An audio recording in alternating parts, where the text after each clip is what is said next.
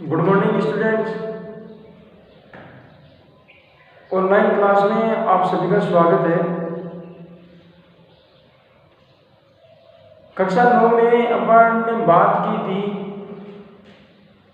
कि चतुर्भुजों का क्षेत्रफल भी हीरो के सूत्र की सहायता से ज्ञात किया जा सकता है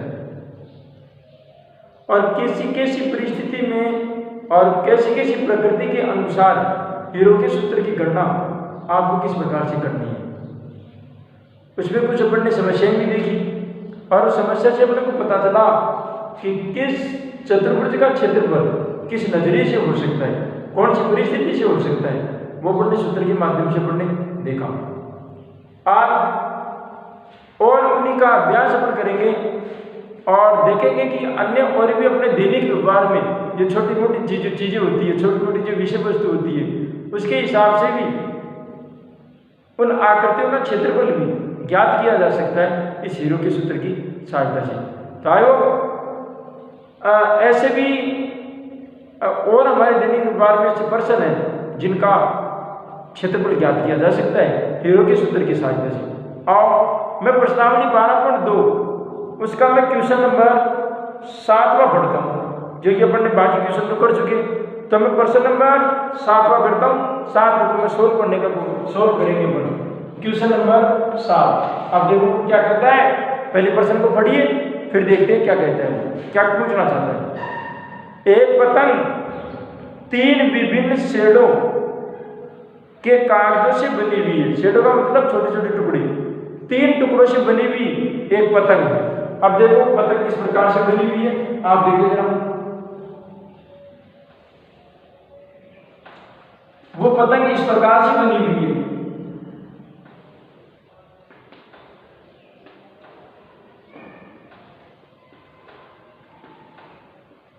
इस प्रकार से वो पतंग बनी हुई है और ये तो अलग आकृति है, ये तो अलग कलर का टुकड़ा है, शेडो है, और ये अलग कलर का है। मतलब वो पतंग रंग बिरंगी है। वो पतंग अगर देखा जाए तो वो पतंग रंग बिरंगी है। अब ऐसी 3 टुकड़ों से बनी हुई है, ये पहला, ये दूसरा और ये तीसरा। ऐसे 3 भागों में बटी हुई है और 3 अलग अलग टुकड़ों से बटी हुई है। और बढ़ते हैं आगे। इन्हें आकृति 12.17 में फर्स्ट, सेकंड और थर्ड से दर्शाया गया है। ये फर्स्ट, ये सेकंड और ये थर्ड, 3 आकृतियों से दर्शाया गया है। क्या कहता है, पतंग का ऊपरी भाग 32 सेंटीमीटर विकर्ण का एक वर्ग है। अब ये देखिए, ये तो इसके नीचे का जो हिस्सा है और बाकी ऊपर वाला जो वर्ग, ऊपर नीचे का हिस्सा तो त्रिभुज है और बाकी ऊपर वाला हिस्सा पूरा वर्गाकार है। और आप जानते हैं कि वर्ग की चारों भुजाएं क्या होती है, समान, तो इसके विकर्ण भी क्या होते हैं, समान।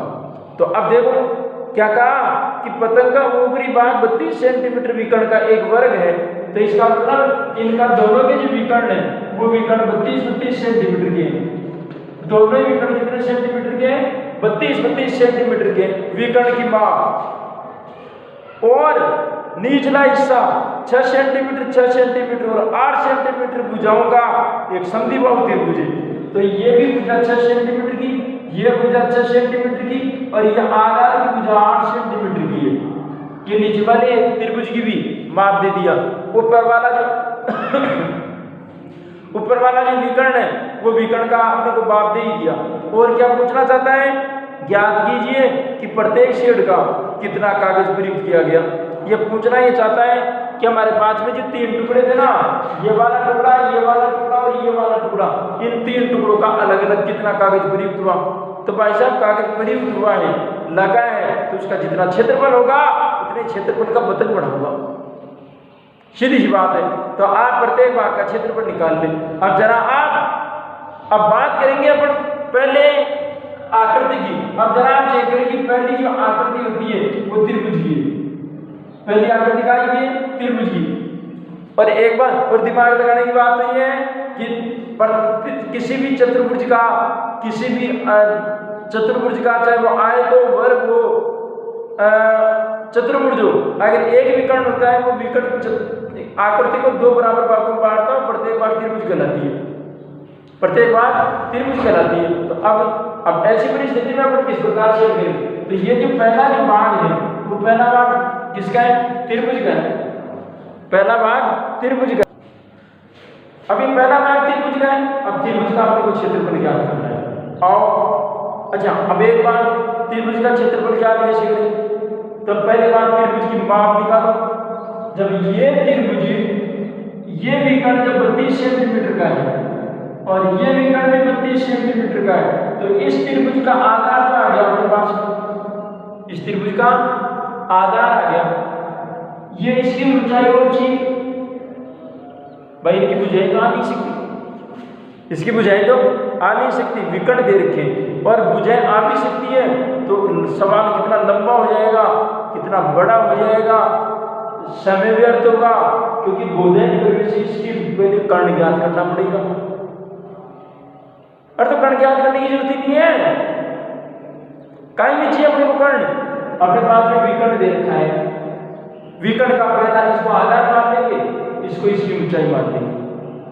1/2 तो आधार है अपनी ऊंचाई, त्रिभुज का क्षेत्रफल होता है, तो मैं क्यों फालतू फिर विकर्ण निकालूंगा और विकर्ण से फिर वापिस 0 के सूत्र से निकालूंगा, तो फिर आधे घंटे तक एक सवाल में थोड़ी लेके बैठे रहूंगा, है काम हो रहा है अपना। देखिए, तो प्रथम आकृति का क्षेत्रफल, प्रथम आकृति का क्षेत्रफल जो कि 1/2 इंटू आधार इंटू ऊंचाई से करूंगा, आधार इंटू ऊंचाई से। पहला विकर्ण भी 32 सेंटीमीटर का, दूसरा विकर्ण भी 32 सेंटीमीटर का। चलो, इस त्रिभुज का आधार तो 32 सेंटीमीटर हो गया, लेकिन इसकी ऊंचाई यहां से लेकर के यहां कितनी ऊंचाई है, तो क्यों ने विकर्ण जब काटते हैं एक दूसरे को तो बराबर बराबर काटते हैं, तो बराबर बराबर काटते हैं, तो यहां से यहां तक की दूरी कितनी हो जाएगी, आधी कर दूंगा 16, कितनी हो जाएगी 16। तो आप ऊंचाई कितनी हो जाएगी इसकी 16, 2 एकम 2, 2 × 16, तो 32 इंटू 8 या 24 और 1 25, 8 × 16, 256 सेंटीमीटर स्क्वायर का कागज लगेगा पहली पतंग का ऊपरी हिस्सा बनाने के लिए। तो पतंग का ऊपरी हिस्सा बनाने के लिए 256 सेंटीमीटर स्क्वायर का क्या लगेगा, कागज लगेगा। अब दूसरी आकृति भी सेम ऐसी है, उसकी भी माप ऐसी है, तो उसका क्षेत्रफल भी ऐसा ही आएगा। तो वास्तव में दूसरी आकृति का क्षेत्रफल भी कितना होगा, 256 ही होगा, निकाल के देख लो। दूसरी आकृति का क्षेत्रफल, दूसरी आकृति का क्षेत्रफल वही 1/2 इंटू आधार इंटू ऊंचाई, आधार इंटू ऊंचाई, 1/2 इंटू आधार, आधार को इसका 32 सेंटीमीटर का, क्योंकि विकर्ण तो इतना ही है ना, इंटू ऊंचाई, ऊंचाई इसी की आधी रहेगी यहाँ। अब ये पूरा 32 सेंटीमीटर का था, तो आधा आधा हो जाएगा 16 सेंटीमीटर का, ये भी 16 सेंटीमीटर का। 8 32 इंटू 8 बराबर 256 सेंटीमीटर स्क्वायर, 256 सेंटीमीटर स्क्वायर। ठीक है, ठीक साहब। तीसरी आकृति की बात रखी, तीसरी आकृति हमारी त्रिभुज की है, समद्विबाहु त्रिभुज का है। अब समद्विबाहु त्रिभुज का क्षेत्रफल आप चाहो तो हीरो के सूत्र की सहायता से याद कर सकते हैं, आप चाहो तो समद्विबाहु त्रिभुज का वैकल्पिक सूत्र अपने पास भी b/4 √4a² - b²। अब वो आपको जिस जैसा उचित लगे वैसे हिसाब से, लेकिन यहाँ पर तो चैप्टर हीरो के सूत्र का है, तो मैं एक सवाल, हालांकि पहली आकृति भी हीरो के सूत्र से हो सकती थी, लेकिन अपन ने याद इसलिए नहीं किया क्योंकि उसमें समय व्यर्थ होता। क्यों? क्योंकि पहले तो हमारे पास में भुजा नहीं है, भुजा याद होती, भुजा से फिर अर्ध परिमाप निकालना पड़ता और अर्ध परिमाप से फिर क्षेत्रफल आता हीरो के सूत्र से, तो समय का समय ज़्यादा लगता।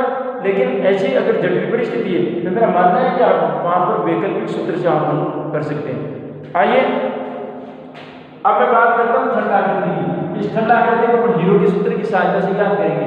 देखो, ठंडा आकृति क्या करती है, समद्विबाहु त्रिभुज है, तो त्रिभुज का अर्धपरिमाप निकालो, त्रिभुज का अर्धपरिमाप, त्रिभुज का अर्धपरिमाप, और अर्धपरिमाप का पहली भुजा, दूसरी भुजा और तीसरी भुजा बताओ और दो का क्या दे दो, भाग दे दो। पहली भुजा, दूसरी भुजा, तीसरी भुजा बताओ, दो का क्या दे दो, भाग दे दो। तो पहली भुजा कितनी है, 6 सेंटीमीटर की, 6 centimetre plus 6 centimetre plus 8 centimetre और भाग कितनी का दूंगा, 2 का। 7 12 20, 20/2 बराबर 10 सेंटीमीटर का अर्धपरिमाप आ गया। हीरो के सूत्र की सहायता से इसका क्षेत्रफल ज्ञात करना है। तो देखो हीरो का सूत्र, हीरो का तो चाहिए, हीरो का सूत्र में तो बात एक ही है सूत्र, और इस नीचे वाली खंडाकृति का क्षेत्रफल ज्ञात करना है। अर्धपरिमाप, अर्धपरिमाप में पहली भुजा, अर्धपरिमाप में दूसरी भुजा और अर्धपरिमाप में तीसरी भुजा घटाओ, अर्धपरिमाप में तीसरी भुजा घटाओ। तो देखो अर्धपरिमाप कितना आया था, 10, 10 में पहली भुजा घटाओ 6, 10 में दूसरी भुजा घटाओ 6, 10 में तीसरी भुजा घटाओ 8, कितनी 8, और इसको 10 × 4 × 4 × 2, हल करो इसको 5 × 2 × 2 × 2 × 2 × 2। सही, विस्तार कर लिया सबका। अब पहले बात तो दो के जोड़े चेक करो, कितने जोड़े बनते हैं, 1 2 3 4 5 6, 3 जोड़े बन गए। तो 2 × 2 × 2, और बाकी जिनका जोड़ा नहीं बनता उसको वापस वर्गमूल में रख दो, उसको वापस वर्गमूल में रख दो। तो 2 × 4 4 × 8, 8 × 5 सेंटीमीटर स्क्वायर का हो जाएगा इसका क्षेत्रफल। अच्छा, आप इसका अगर मान याद करना चाहो तो √5 का आपको वर्गमूल याद करना पड़ेगा। √5 का, जो √5 का वर्गमूल होगा 2.7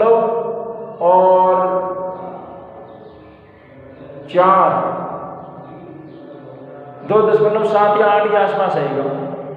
तो 2 का मतलब 16 या 17 पॉइंट समथिंग, 17.92 के आसपास इसका क्षेत्रफल हो जाएगा, अगर आप इस मतलब में निकालना चाहो तो। बाकी 8.5 सेंटीमीटर स्क्वायर में तो भी गलत नहीं है। तो इस प्रकार से इस पतंग का जो 3 भाग था, उस तीनों भागों का आपने क्षेत्रफल ज्ञात करना था, इस प्रकार से ज्ञात हो गया। अगला प्रश्न देखिए, क्वेश्चन नंबर 8। अब देखिए क्वेश्चन नंबर 8 का क्या कहता है, फर्श पर एक फूलों का डिजाइन, फर्श पर एक टाइल से या मार्बल से एक फूलों का डिजाइन बनाया गया है और एक डिजाइन त्रिभुजाकार आकृति का है। एक डिजाइन कैसा है, त्रिभुजाकार आकृति का है। तो उसमें 16 त्रिभुज बना रखे। कितने त्रिभुज बना रखे, 16 ऐसे त्रिभुज बना रखे, और एक पुलिया बना दिया, एक पुलिया बना दिया, एक पुलिया बना दिया, एक पुलिया बना दिया, ऐसे त्रिभुजाकार 16 बना रखे। जैसा कि एक फूल के अंदर देखो 2 त्रिभुज, 2 त्रिभुज। अब ऐसे 16 त्रिभुज बनाए।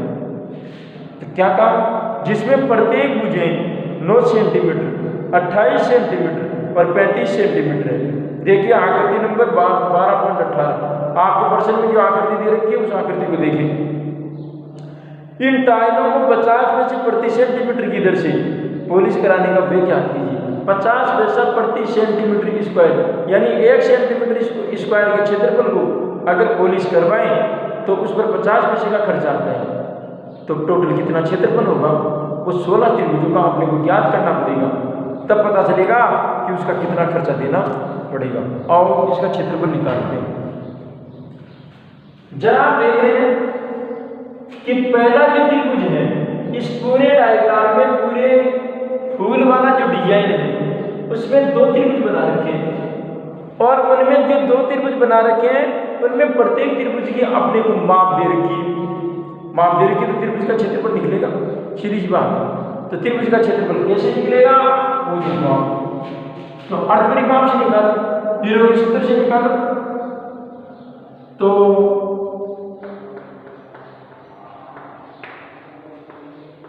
त्रिभुजाकार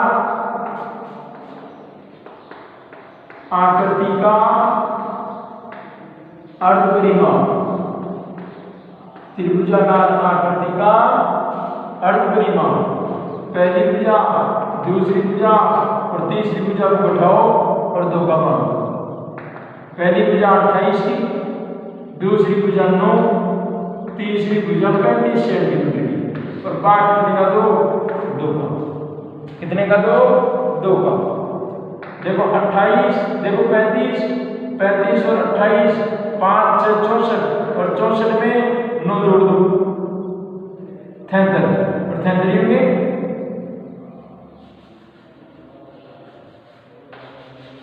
28 और 5 6 63 में 9 जोड़ेंगे, सॉरी 72 होंगे तो 72 बटा 2 बांट देंगे, 2 3 6 और 2 6 12, 36 सेंटीमीटर का अर्ध परिमाप आ गया। 36 सेंटीमीटर का क्या आ गया? अर्ध परिमाप आ गया। अब जो 36 सेंटीमीटर का अर्ध परिमाप आया उसे हीरो के सूत्र की सहायता से इसके क्षेत्रफल ज्ञात करो। एक त्रिभुज का आएगा और ऐसे 16 त्रिभुजों का क्षेत्रफल ज्ञात करना है तो 16 से क्या कर देंगे गुणा, पूरे 16 त्रिभुजों का क्षेत्रफल आ जाएगा क्योंकि सारे के सारे जो त्रिभुज है वो समान आकृति के, सारे के सारे त्रिभुजों को समान आकृति के हैं। तो देखो हीरो का सूत्र, उससे क्षेत्रफल ज्ञात करना है और उसका सूत्र क्या कहता है? अर्ध परिमाप में पहली भुजा, अर्ध परिमाप में दूसरी भुजा, अर्ध परिमाप में तीसरी भुजा बैठाओ। अर्ध परिमाप में तीसरी भुजा तो अर्ध परिमाप तो आएगा कितना 36, 36 माइनस 28, 36 माइनस 9 और 36 माइनस 35 तो 36 गुणा इधर कितने बच गए 8, इधर कितने बच गए भाई 27, कितने बच गए 27 और इधर बच गया 1। अब आप जीवन करो और इसका विस्तार करो। देखो 36 का ले लेते हैं 2 18 2 9 3 3 3 1 यानी 2 × 2 × 3 × 3 2 दूना 4 4 दूना 8 3 3 9 9 3 27 और 1 का 1। अब एक का तो कोई फर्क पड़ेगा नहीं, एक का तो कोई फर्क पड़ने वाला है नहीं। अब देखो इसका हल कैसे होगा, इसका करेंगे 1 2 3 4 5। अब तो बराबर लगाने की जरूरत ही नहीं है, 5 और 2 जोड़े जोड़ के 2 के और बाकी को में रख दो 2 को 1 2 3 4 5 ठीक है। अब आ जाओ 3 1 2 3 4 5 इंटू 3 इंटू 3 सही है। हल 3 का 9 9 दूनी 18 18 गुना 36 36 रूट 6 सेंटीमीटर स्क्वायर एक त्रिभुज का क्षेत्रफल है, एक त्रिभुज का क्षेत्रफल। तो कितने त्रिभुज है 16 त्रिभुजों का क्षेत्रफल, 16 त्रिभुजा का फूलों का क्षेत्रफल, फूलों का क्षेत्रफल। तो देखो 16 फूलों का क्षेत्रफल निकालना है 36 गुणा रूट 6 और गुणा कितने का 16 त्रिभुज का। सही गुणा करो साहब, इसको गुणा करेंगे तो इसका क्या रूट निकालना चाहे तो निकाल सकते हैं। रूट अगर निकालना चाहो तो ज्ञात किया जा सकता है, बाकी रूट में रहेंगे और इनका हम गुणा कर लेंगे।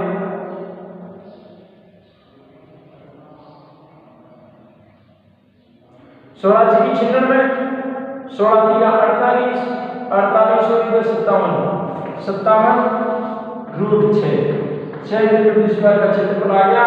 इसको अगर 50 में से गुणा किया जाए तो इसका खर्चा भी आ जाएगा पॉलिश कराने का, खर्चा आ जाएगा पॉलिश कराने का 576 रूट 6 गुणा 0.50 में से 0.50 पर पैसे को रुपये में बदलना है तो 0.50 से गुणा करेंगे, जो भी आधा रुपये इसका आधा करेंगे 288 रूट 6 285 रुपये और रूट 6 अब आप इसको अगर पैसे में कन्वर्ट करना चाहे तो √6 का मान ज्ञात करो और √6 का मान ज्ञात करके उसको किससे गुणा करो, उसके मान से गुणा करो, उसके मान से। इस प्रकार से इसका क्षेत्रफल ज्ञात किया जाएगा।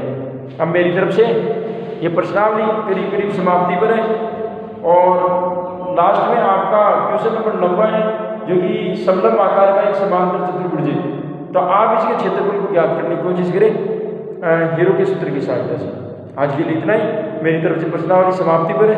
कल अपन देखेंगे कि पृष्ठीय क्षेत्रफल और आयतन, तो समतल आकृतियों का पृष्ठीय क्षेत्रफल और ठोस आकृतियों का आयतन किस प्रकार से ज्ञात किया जाता है। आज के लिए इतना ही, बहुत बहुत धन्यवाद।